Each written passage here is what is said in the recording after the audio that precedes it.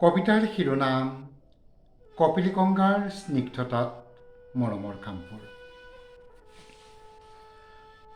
পবিত্ৰ কপিলিগংগাৰ উত্তৰ দক্ষিণ পাৰজুৰি ইতিহাস প্ৰসিদ্ধ ক্ষেত্ৰ কামপুৰ।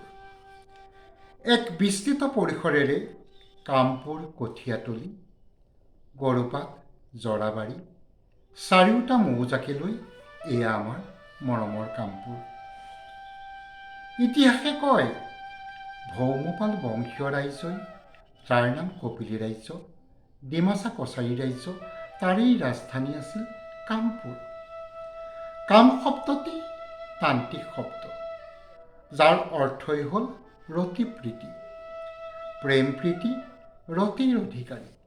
পুৰ মানে পূৰণ কৰা মনৰ কামনা বাসনা, আৰু তাতেই আছে কামপুৰ নামৰ সাৰ্থকতা।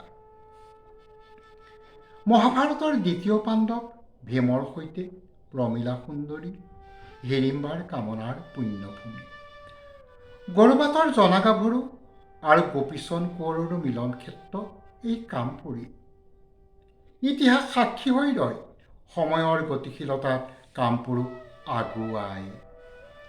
বাৰেৰহণীয়া সংস্কৃতিৰ মিলন ক্ষেত্ৰ এই কামপুৰ। কাৰ্বি দেউৰী শংকৰী সংস্কৃতিৰ মন্দিৰত শংখধ্বনি, মছজিদত আজান, নামঘৰত নাম কীৰ্তন সমন্বয়ৰ ক্ষেত্ৰ মহান। শান্তিৰ ক্ষেত্ৰ এই কামপুৰ। নৈসৰ্গিক শোভাৰে অতি মনোৰম।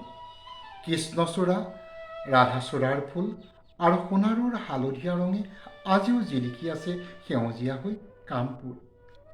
চিত্ৰায়নৰ এক অমৰাৱতী, সন্ধ্যাৰাগ, উজনিৰ দুজনী গাভৰু, ৰংমন, ককা দুটা নাতি হাতী আৰু বহু ছবি। প্ৰতিচ্ছবি ধৰিছে ৰাখি মৰমৰ কামপুৰে। মান্যৱন্ত মুখ্যমন্ত্ৰী হিমন্ত বিশ্ব শৰ্মাদেৱৰ শৈশৱৰে 1, 2, 3, 4 জুতি দিলোঁ গৰু গাড়ী। আধুনিকতাৰ পৰশত, গতিশীলতাৰ আহ্বানত মাধৱ কন্দলীৰ পুণ্যভূমি পবিত্ৰ কপিলিগংগাৰে ধৌত কামপুৰ আগবাঢ়ে আগবাঢ়ে প্ৰগতিৰ দিশলৈ। ধন্যবাদ।